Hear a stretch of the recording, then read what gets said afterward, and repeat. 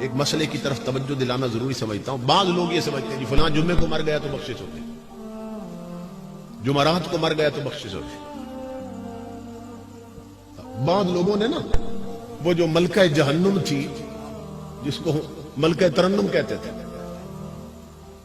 نور جہان، وہ 27ویں رمضان کو مری ہے نا، تو کئی مسلمانوں نے اسے بھی جنت کی سرٹیفکیٹ دے دی. وہ جو کنجری مری ہے اس کو بھی وہ جی 27ویں رمضان کو مر گئی، اس لیے وہ گئی سیدھی جنت میں. تو یہ ہمارے اپنے فتوے ہیں. یہ سب بشارتیں ان کے لیے ہیں جن کا ایمان ہوگا، ایمان ہوگا. اور امام الانبیاء فرماتے ہیں من ترک الصلاۃ متعمدا فقد کفر، جس نے ایک وقت کی نماز جان بوجھ کے چھوڑ دی وہ کافر ہوا. وہ جمعے کو مرے یا جمعرات کو یا 27ویں کی رات کو مر جائے، وہ ایمان والوں کے لیے خوشخبری ہے، بے ایمانوں کے لیے تو ہے نہیں.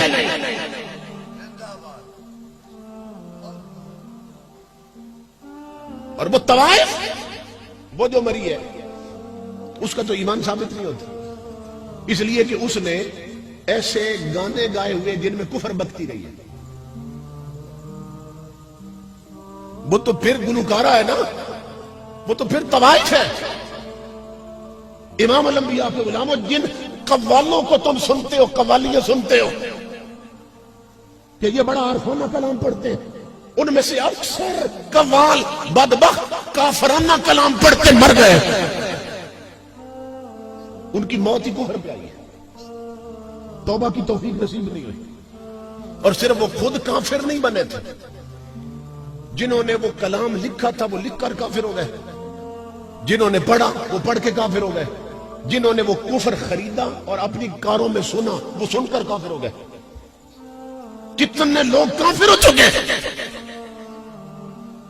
اس ملک کا سب سے بڑا قوال کون؟ نصرت فتح علی خان. اس کی قوالی ہے تم ایک گورکھ دھندا ہو. 2-3 گھنٹے اس نے قوالی کی اور وہ ایک جملے کی تکرار کرتے ہیں نا بار بار قوال، تم ایک گورکھ دھندا ہو، تم ایک گورکھ دھندا ہو. اور وہ بدبخت انسان یہ گورکھ دھندا کس کو کہہ رہا ہے؟ خدا کو کہہ رہا ہے. یہ اتنا گھٹیا لفظ اللہ کے لیے بول رہا ہے جو تمام صفات کمال سے متصف ذات، جس کی طرف کسی عیب کا تصور بھی آئے تو ایمان ختم ہو جاتا ہے. وہ اس ذات کے لیے بار بار وہ بکواس کر رہا ہے، اور اس ایک قوالی میں اس نے سینکڑوں کفر بکے ہوئے ہیں. تو لوگوں کے کیا معلوم؟ ہماری جہالت کا حال یہ ہے کہ ہم نے یہ کفر قبرستانوں میں قبروں پر بھی لکھ دیا. یہ سننا غور سے، پڑھے لکھے لوگوں کو خبر ہی نہیں کفر کیا اور اسلام کیا، کیونکہ دینی تعلیم نہیں دنیا کی تعلیم. قبرستانوں میں اکثر پکی قبروں پہ یہ شعر لکھوا دیتے ہیں وائے گل چینے اجل کیا تجھ سے نادانی ہوئی، پھول وہ توڑا کہ گلشن بھر میں ویرانی ہوئی. گل چینے اجل تجھ سے کیا نادانی ہوئی، وائے گل چینے. یہ گل چینے اجل کون ہے؟ اللہ کی ذات حقیقت میں، یا ملک الموت ہے حضرت عزرائیل علیہ السلام. اور اسلام کی عقائد کی کتابوں میں یہ مسئلہ ہے کہ جس طرح اللہ کی توہین کرنے والا کافر ہو جاتا ہے، اسی طرح فرشتوں کی توہین کرنے والا بھی کافر ہو جاتا ہے.